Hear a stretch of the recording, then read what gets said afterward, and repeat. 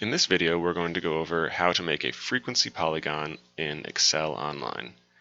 Now remember, a frequency polygon requires us to have the midpoints and the frequencies for our classes, and it always starts with an extra blank 0 at the beginning, so I'm going to leave that one for now.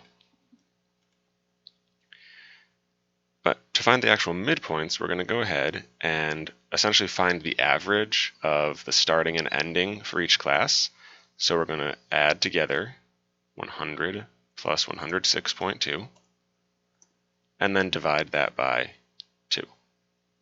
Parentheses are important here because we have to add first and then divide. Now we can repeat that process for every class, or we can recognize that our class width is 6.2. In other words, from 100 to 106.2 is a gap of 6.2. So to find my next number, I can just take this number, so click on the 103.1, and add 6.2 to it. And we have 6 total groups here, so I'll drag that formula down until we have 3, 4, 5, 6 classes. And frequency polygons also end with an extra 0. So actually I'm going to drag that down one more time. Now we still want a midpoint here, and that's just going to be 103.1 minus 6.2 to go backwards one space. So now we have all of our midpoints, including our 2 fake groups, and we have our frequencies, including our zeros. Now we just fill in the rest of the frequencies, so 6, 15, 19, 7, 2, and 1, and we're ready to make our chart. So again, we'll highlight our data, go to Insert, and this time we're going to use a scatter plot, the one that has the lines connected. And there is our frequency polygon. So again, we can go to Chart and edit all of the titles to get them right. So I'll do that quickly here.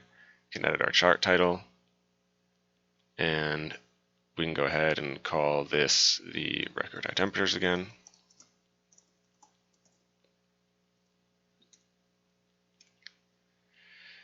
We can change the axis titles.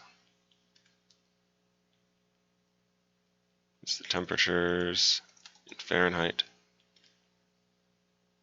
And the other axis title is the frequency still.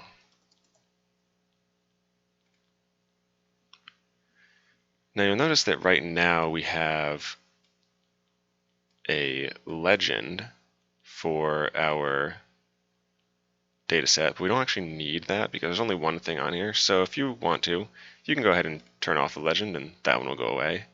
And now we've got a pretty solid looking graph here for our frequency polygon, showing us the different frequencies of the different classes. Now, you might remember that in the desktop version of Excel, we were able to adjust our x-axis so we could kind of zoom in on just this part here.